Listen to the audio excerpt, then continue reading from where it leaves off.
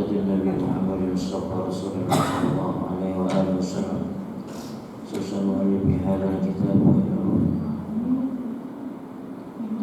Al-Fatihah. A'udzu billahi minasy syaithanir rajim. Bismillahirrahmanirrahim. Alhamdulillahi rabbil alamin. Arrahmanir rahim. Maliki yaumiddin. Iyyaka na'budu wa iyyaka nasta'in. Ihdinas siratal mustaqim. Siratal ladzina an'amta 'alaihim ghairil maghdubi 'alaihim waladdallin. Bismillahirrahmanirrahim. Alhamdulillahi rabbil alamin. Wa bihi nasta'inu. Wassalatu wassalamu ala asyrafil anbiya wal mursalin wa ala alihi wa ashabihi ajma'in, amma ba'd. Qala al-mu'allif rahimahullahu ta'ala wa adama an-nafa'a bihi wa bi 'ulumihi fid dharain amin. Bismillahirrahmanirrahim. Abi Sufyan Sakhar bin Harb radhiyallahu an bi hadithihi at-tawil bi kisrati Hiraklah. Qala Hiraklah, famadha ya'murukum, yakni an-Nabi sallallahu alaihi wasallam. Qala Abu Sufyan, qultu yaqulu ubudullaha wahdah la tusyriku bihi syai'an watruku ma yakunu aba'ukum wa ya'muruna bis-salah was-sibti wal afafi was-silati. Muttafaqun alaih. Dari Abu Sufyan Sakhar bin Harb radhiyallahu anhu bi hadithihi tawil. Abu Sufyan ini termasuk musuh Nabi ketika di Makkah. Beliau baru masuk Islam itu pada tahun ke-6 Hijriah. Jadi bersama dengan Nabi itu cuma 4 tahun, karena Nabi wafat itu di tahun ke-10 Hijriah. Nabi begitu sampai di Madinah oleh Sayyidina Umar bin Khattab, itu dijadikan sebagai awal penanggalan Hijriah. Tapi di zaman Nabi belum ada. Baru mulai dibuat pada zaman Khalifah Umar bin Khattab. Cuma patokannya itu hijrahnya. Maka kalau tahun pertama hijrah itu berarti Nabi baru setahun tinggal di kota Madinah. Dan Nabi tinggal di kota Madinah itu hanya 10 tahun. Dari usia 53 tahun sampai 63 tahun. Sebentar. Yang lama itu di Mekah. Waktu Nabi mensyiarkan Islam di Mekah, di antara musuh beratnya itu adalah Abu Sufyan itu. Nanti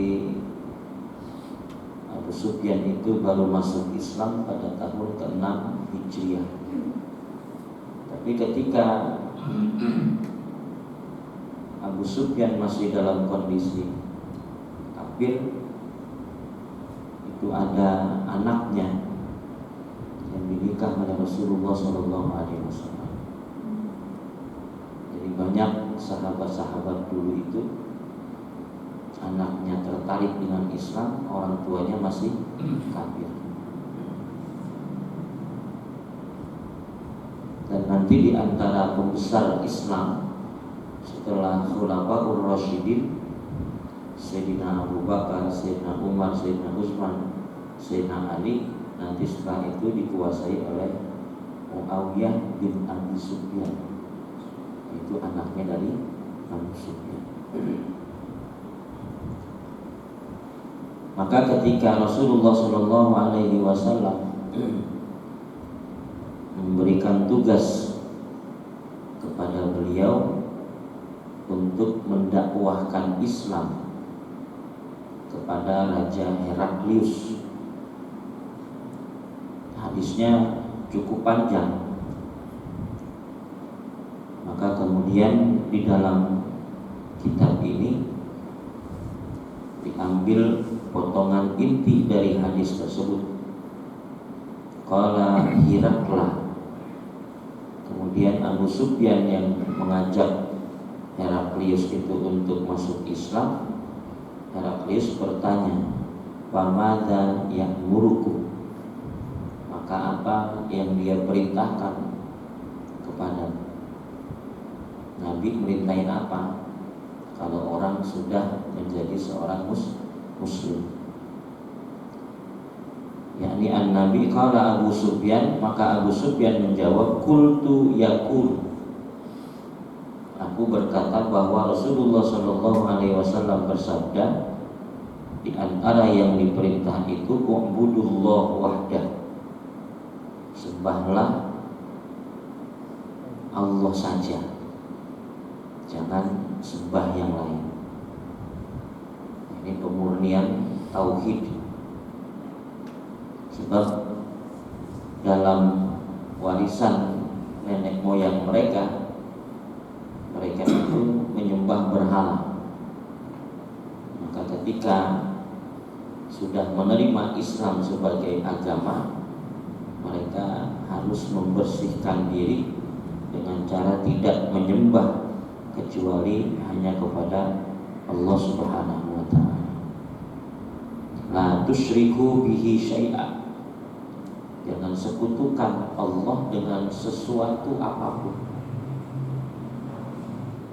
termasuk hal-hal yang kecil yang seolah-olah meniadakan peran besar Allah Subhanahu wa ta'ala. Karena itu bukan sesembahan. Kita merasa tidak bahaya, tapi itu bahaya dan termasuk dalam penyekutuan. Selama ini kita mengenal yang secara umum dibicarakan orang bahwa musyrik itu menyekutukan Allah dalam sesembahan. Adapun yang bukan sesembahan itu kita tidak menganggap musyrik, tidak menganggap menyekutukan. Padahal ulama-ulama tauhid yang kekeh untuk hanya menunggalkan Allah saja itu membahas secara detail hal-hal yang sebetulnya termasuk perbuatan penyekutuan, tapi tidak dirasa sebagai penyekutuan. Contoh yang sering saya contohkan, obat. Orang ketika sakit lalu minum obat yang biasa dia minum, kemudian dia sembuh, terus dia berkomentar bahwa dengan minum obat itu dia menjadi sembuh. Maka seolah-olah dia menjadikan obat itu sebagai penyembuh, padahal zat penyembuh itu adalah Allah. Ini bagi mereka nggak dianggap musyrik, padahal musyrik. Cuma musyriknya bukan dalam hal ubudiyah, bukan hal dalam sesembahan, tetapi dalam hal pengobatan. Maka untuk memutuskan keyakinan bahwa obat itu sebagai penyembuh, Allah memberikan pemahaman kepada manusia bahwa satu penyakit itu obatnya bisa bermacam-macam. Ada orang yang ketika sakit pusing minum Bodrek sembuh. Ada yang minumnya Panadol baru sembuh. Ada yang minumnya Paramek baru sembuh. Terus kemudian untuk membuktikan bahwa penyembuh itu Allah, coba sekali-kali orang yang ketika sakit puyeng minumnya Bodrek itu ganti ke Paramek. sama-sama obat. Paramek obat, Botrek juga obat. Nah, itu untuk menggagalkan pemahaman kita bahwa sang penyembuh itu bukan obat, tetapi Allah. Coba sekali-kali deh. Kalau puyeng biasa minum Botrek, sekali-kali minum Paramek yang punya kandungan sama untuk menghilangkan puyeng itu, dan nggak sembuh. Padahal sama-sama obat. Itu dari situ kita tarik kesimpulan gampang sekali. Oh, berarti penyembuh itu bukan obat. Ya, obat itu cuma jalan. Dan Allah memang tidak turun langsung, cukup mewakilkan. Kayak kita yang ngasih rezeki itu siapa? Allah. Tapi Allah turun langsung enggak? Enggak. Kita kerja pada orang Korea, kerja sama orang Cina, yang gaji sama. Korea, Cina. Ya, terus yang memberikan rezeki itu terus apa kita beranggapan itu Korea sama Cina itu? Ada ribet Pak, ini dipentokin kemarin ribet dia. Ya. Tapi kudu dipentokin biar semakin murni tauhidnya, bahwa semuanya itu yang punya kehendak adalah Allah Subhanahu wa Ta'ala. Maka jangan terlalu bersyukur pada bos yang sudah memberikan gaji, sebab bukan mereka yang menghidupi kita. Mereka cuma ditunjuk oleh Allah untuk jadi agent supaya rezeki kita itu sampai kepada kita.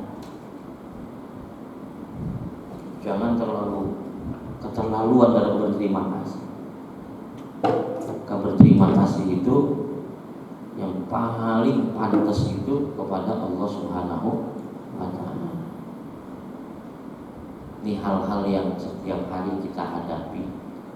Tapi kalau kita salah memahami, bisa berabe.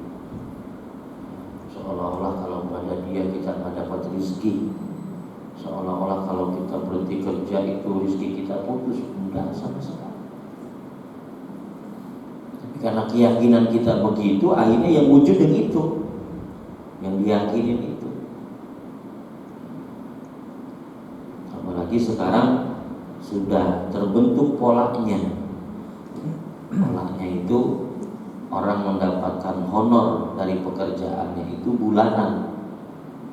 Kalau dulu zaman Nabi itu tidak bulanan, maka muncul hadis itu uktul ajrahu qabla ayyajifa arahu. Berikan pekerja itu upahnya sebelum keringatnya kering. Keringat kering itu bahasa kiasan. Artinya kalau orang udah kelar kerjanya di hari itu bayar. Berarti kan menganut sistem harian.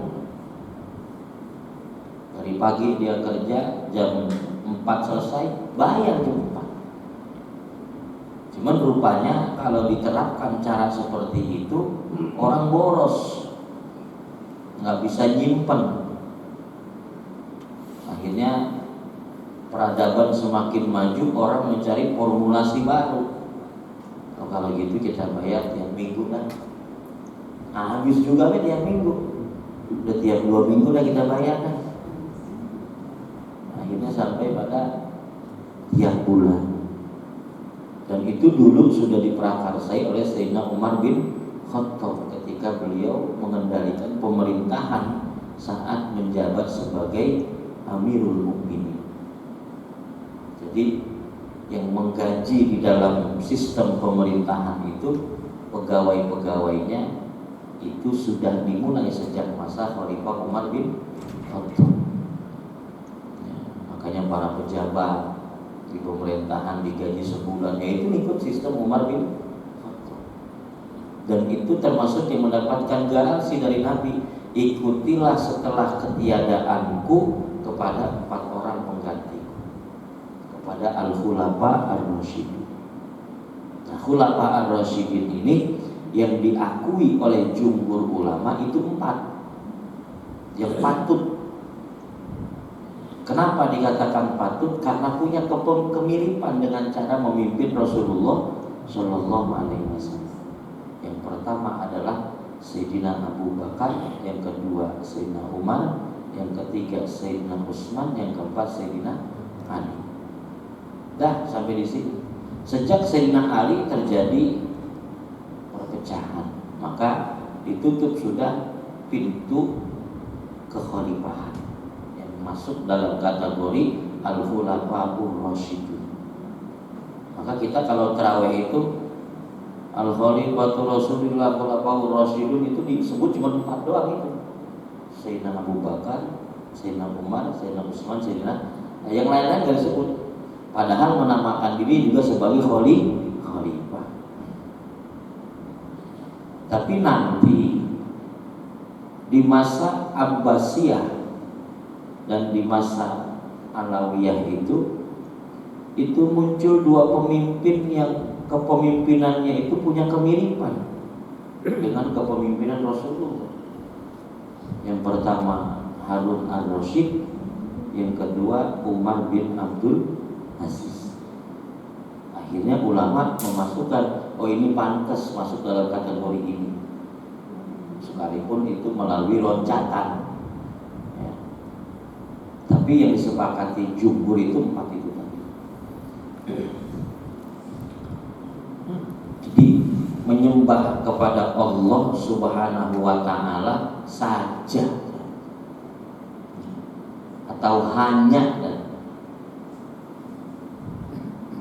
Makanya ketika orang melakukan satu ibadah karena Allahnya itu ada, tapi karena selain Allahnya juga ada, itu berarti masih perlu terus berjuang bagaimana supaya karena Allahnya ini menjadi lebih dominan daripada karena yang lain-lain.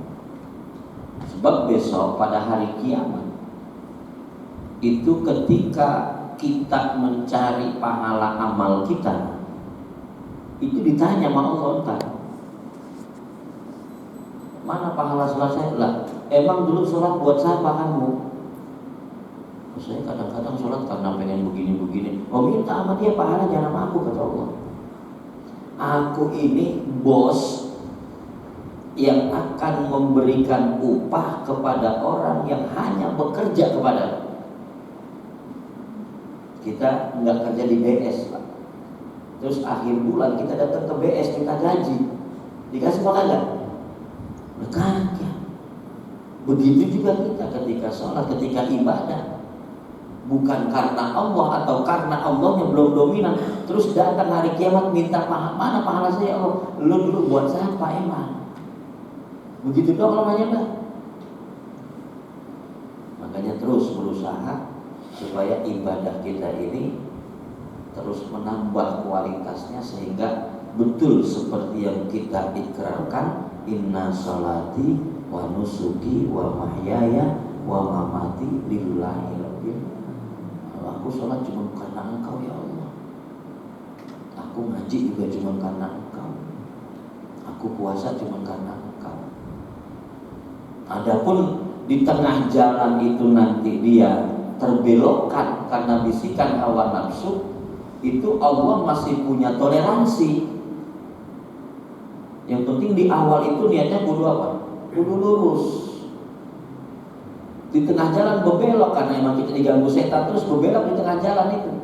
Ini sholatnya nggak sempurna ya Allah, tapi dari awal mau datang takbiratul ihram, Allahu Akbar karena Engkau. Cuma di tengah jalan ketelisut sama setan. Maka Allah di sini masih punya toleransi. Kata Allah kepada malaikat, coba periksa dia punya sembahyang sunnah apa kagak. Kalau dia punya sembahyang sunnah, itu sembahyang wajibnya, sholat wajibnya yang di situ nanti ada keterbelokan, ada kekurangan, ada kebocoran, tambel pakai itu. Makanya semua yang wajib itu didampingi sama yang sunnah. Sholat wajib ada sholat sunnah, puasa wajib ada puasa sunnah, zakat ada sedekah, haji ada ada semua sunnah. Emang buat tambelan.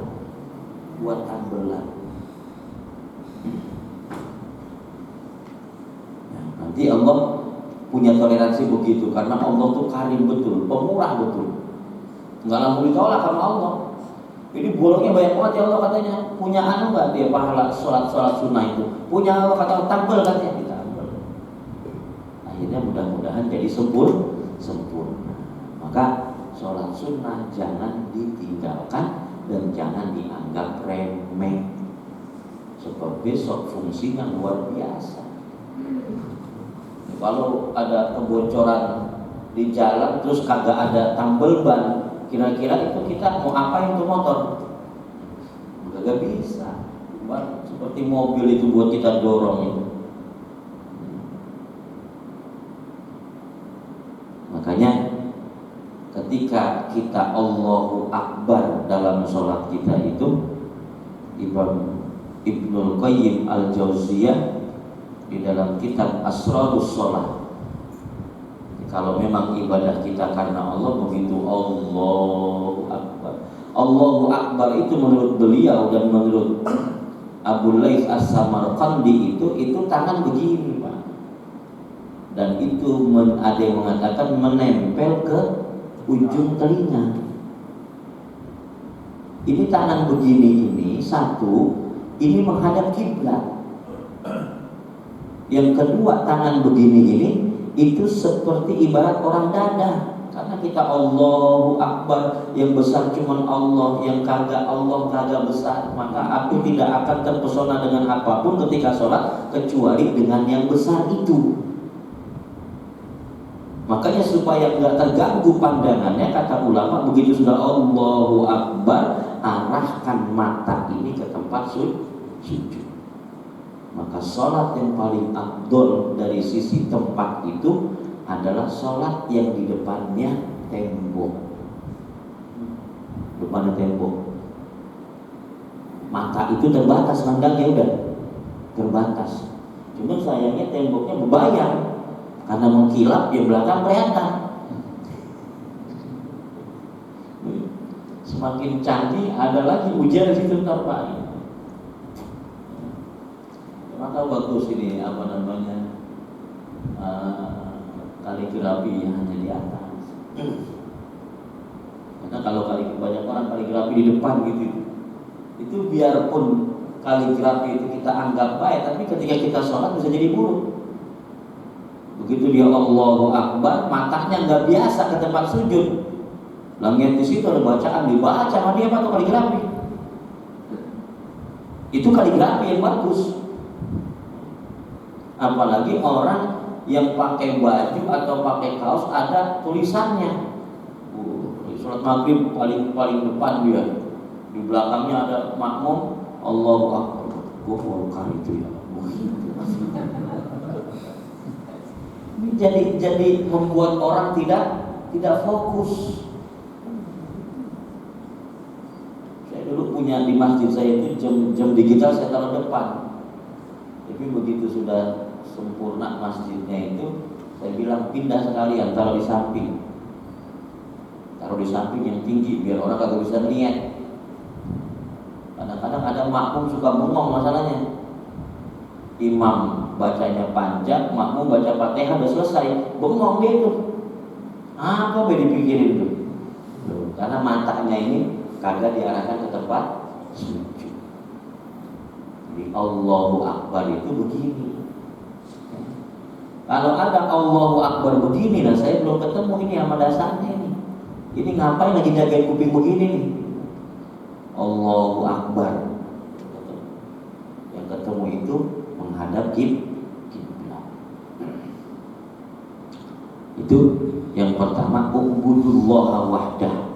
Kata Abu Sufyan, Nabi pesan kepadaku untuk menyampaikan kepadamu, kalau kamu sudah Islam nanti perintah pertamanya ubudullah, sembah Allah.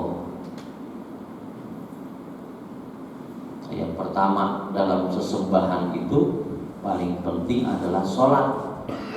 Makanya sholat dijadikan iman. As-sholatu imaduddin. Sholat itu tiang agama. Ini kalau tiangnya kagak kokoh, itu gampang agamanya berubah. Tadinya Islam, begitu tua udah mau mati kafir, celaka 12 orang. Karena pondasinya kagak kekeh. Maka Imaduddin itu kemudian ulama mentamsilkan itu kayak bangunan rumah aja. Rumah kalau pondasinya kagak kuat ya kena angin dikit juga rubuh. Maka diantara supaya rumah itu kuat, pondasinya harus kuat. Nah, pondasi kita sebagai orang Islam yang paling utama itu adalah sholat. Jadi dikatakan Nabi, as-sholatu imaduddin, sholat yang agama. Faman aqamaha, siapa yang menegakkan sholat, faqad aqamaddin, berarti tengah mengokohkan yang agamanya. Ada apa nggak akan goyang dia, karena udah kokoh. Kita kadang-kadang salut juga sama teman-teman TKW yang ada di Thailand, yang ada di Australia.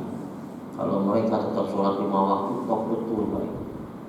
Sebab kesempatan sholatnya berbeda dengan ketika mereka ada di Indonesia. Nah, itu termasuk hak. Untuk Allah disembah itu hak Allah. Tapi turun kepada manusia itu turunnya kewajiban.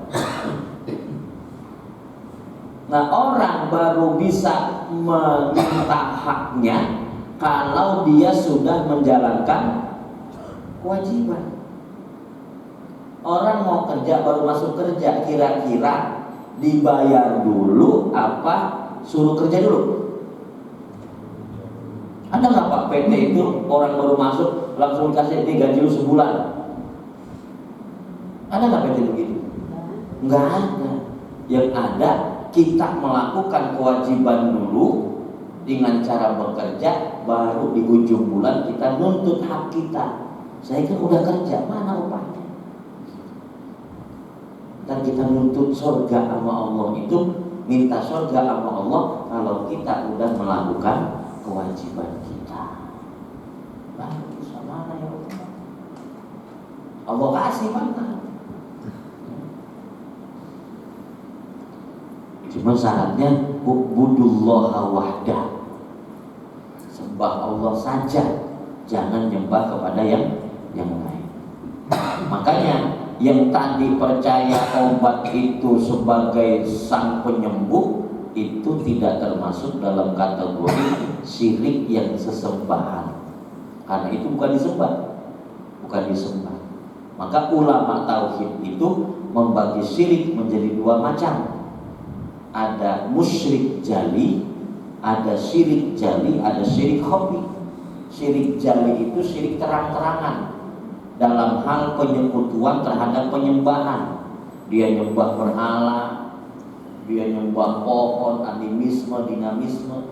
Itu termasuk syirik musyrik itu.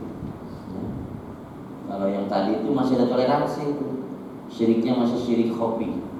Tapi kalau itu terus dipelihara bisa berakhir.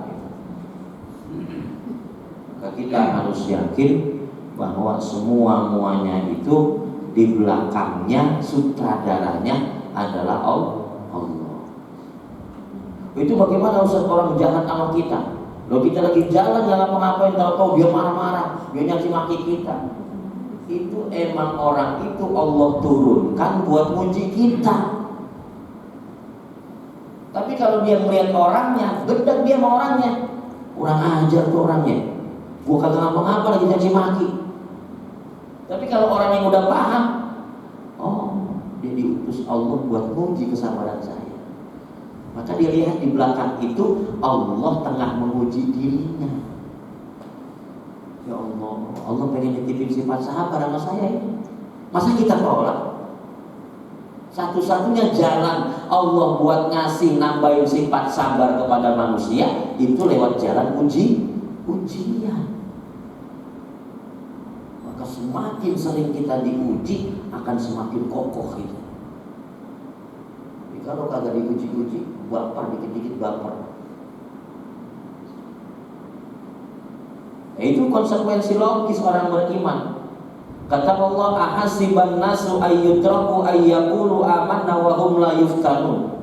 Apakah manusia mengira akan aku biarkan begitu saja mereka mengatakan amanna billah, ya Allah aku beriman kepadamu, wa hum la yuftanun, sementara mereka tidak diuji. Artinya bahwa ketika kita menyatakan aku beriman kepada Allah, berarti aku siap mendapatkan ujian dari Allah. Maka kalau dalam rangkaian Rotibul Haddad itu, pernah baca Pak Rotibul Haddad? Sering. Di situ ada nukilan kalimat al khairu wasyarru bimasyiatillah. Bismillah walhamdulillah wal khairu wasyarru bimasyiatillah. Bismillah walhamdulillah wal khairu wasyarru bimasyiatillah. Baik dan buruk itu semua atas kehendak Allah. Jadi orang melakukan keburukan sama kita bukan kehendak dia, tapi kehendak Allah melalui dia untuk menguji kita. Lu katanya beriman, gua baru uji manusia begini aja udah susah. Apa gampang Pak jadi orang beriman itu? Tapi ada satu jalan yang kita bisa gampang dapat derajat orang beriman. Jalan itu bernama masjid. Maka ada dalam Al-Quran itu, innama ya'muru masajidallah man amana billah wal yaumil akhir. Orang yang memakmurkan rumah Allah, termasuk ngaji, zikir, sholat, iktikaf, dia lakukan itu di masjid-masjid, itu tandanya orang itu beriman. Ini jalan-jalan agak-agak pintas ini. Kalau buat saya jalan tol. Masjid itu jalan tol untuk mencapai derajat beriman. Sampai Nabi khawatir, kata Nabi, idza ra'aitumur rajula ya'tadu bil masjid. Kalau engkau lihat ada orang sering biasa keluar masuk masjid, fashhadu lahu bil iman. Saksikanlah bahwa orang itu orang beriman. Kan nggak mungkin orang masuk masjid cuma keluar masuk doang. Masuk dari pintu sono, keluar pintu sono, ntar dia ke sono lagi lewat situ masuk, keluar lewat situ. Orang kerjaan amat. Mesti orang masuk masjid itu ada nilai ibadah. Makanya kira-kira kalau lagi jenuh terus pengen apa kagak enak, udah baik ke masjid, masuk di situ, diam aja di masjid, dapat pahala Pak. Itikaf pahalanya. Kalau diam di rumah kan ada itikafnya. Sama-sama diam. Cuma yang satu diamnya dapat pahala, yang satu diamnya kagak dapat pahala. Maka masjid ini jadi jalan pintas. Masjid ini makmur, semakin banyak jamaah sholatnya, maka pahala jamaah itu semakin besar. Beda Pak. Tadi makmum cuma 20 sama makmum 40 itu beda pahala kita. Makanya cari jamaah itu di masjid ini bukan tanggung jawab DKM doang, tanggung jawab masyarakat supaya masjidnya makmur. Kalau udah punya tanggung jawab untuk memakmurkan masjid, rame-rame sembahyangnya di masjid, itu pahala yang kita dapatkan sebagai jamaah sholat di masjid semakin banyak. Maka kata Nabi, siapa yang sholat 1 kali di Masjidil Haram, itu sama dengan 100.000 kali kita sholat di Al-Jadi. Bedanya apa coba? Apa bedanya? Jamaah di Masjidil Haram itu berapa? Jutaan orang yang sholat di Masjidil Haram. Maka semakin banyak kuantitas jamaahnya, pahala semakin besar. Itu pahala dilihat dari sisi kuantitas, belum dilihat dari sisi kekhusyuan. Lain lagi nanti melihatnya. Maka memakmurkan masjid itu bukan tanggung jawab DKM, itu tanggung jawab masing-masing masyarakat. Jadi pertama kata Sayyidina Abi Sufyan, Rasul perintahkan agar engkau menyembah hanya kepada Allah saja. Berarti selain Allah jangan disembah. Nah, tusyriku bihi syai'an, jangan menyekutukan Allah dengan suatu apapun. Nah, yang ketiga, watruku ma yaqulu aba'akum, tinggalkan apa-apa yang pernah dilakukan oleh nenek moyangmu dulu. Karena mereka itu agamanya penyembah berhala, maka pituah nenek moyangnya pun berkaitan dengan sesembahan itu. Jangan didengerin. Udah sejak kamu menyatakan Islam, udah hilangin masa lalu kamu dan omongan-omongan orang-orang tua kamu terkait dengan agama yang dulu kamu sembah. Memang kalau bapaknya Muslim, ibunya Muslim, kemungkinan besar anaknya Muslim. Tapi nggak menutup kemungkinan anaknya pun tidak menjadi Muslim. Atau bapaknya Nasrani, ibunya Nasrani, anaknya Muslim. Ada begitu Pak. Maka kita beruntung kagak masuk di situ, kita masuknya